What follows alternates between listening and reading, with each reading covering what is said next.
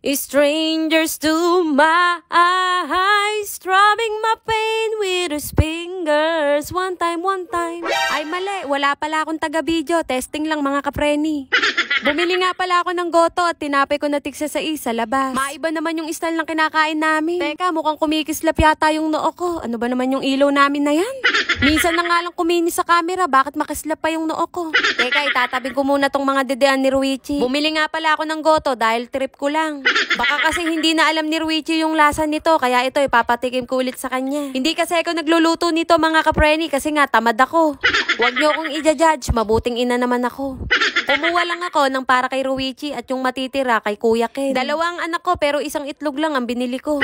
Hinalo ko nga pala dito yung gitna ng itlog sa pagkain ni Ruichi. Siyempre, hindi mawawala ang kape ko tuwing umaga. Ang pinakain ko muna kay Ruichi, yung itlog, yung kulay puti. Wala lang, gusto ko lang. Kakainin niya yan, maya-maya iluluwa rin yung iba. Isang taong ka palang anak pero maselang ka na sa pagkain. Dapat hindi ganon.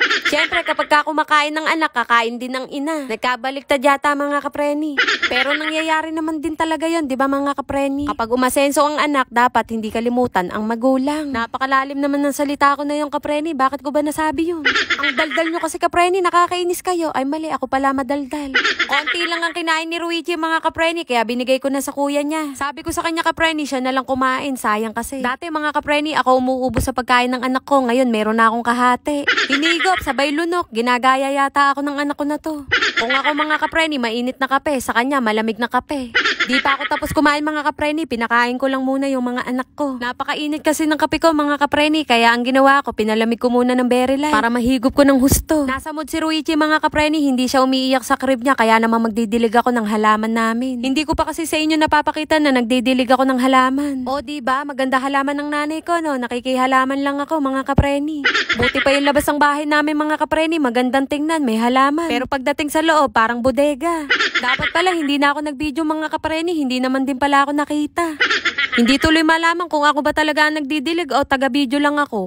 Habang nagdidilig ako dyan mga kapreni, naiinitan na ako. Nako kapreni, kapag ka naiinitan na ako, hindi na ako mapalagay. Kaya ayan, tumakbo na ako, saka na lang ako magdidilig. At pakita ko na rin sa inyo kapreni, ang in-order kong damit kay Kuya Ken. At awang-awa na ako mga kapreni, kapag ka pinagpapawisan, nagpapalit ng damit, kinabukasan, wala nang masuot. Kay Mami Femi ko nga pala in-order to at meron din siyang binigay kay Ruichi. Ay napakaraming salamat sa iyo Mami Femi. Kapag ka hindi talaga ako busy kapreni, nanonood ako ng vlog ng mga ko-mami vlogger ko. Ang gaganda ng mga damit mga kapreni at bagay na bagay talaga to kay Kuya Ken, preskong presko. O siya mga kapreni, patapos na pala ang video ko at wala muna tayong shout out. Medyo busy lang mga kapreni. Maraming salamat sa nanood. Bye mga kapreni.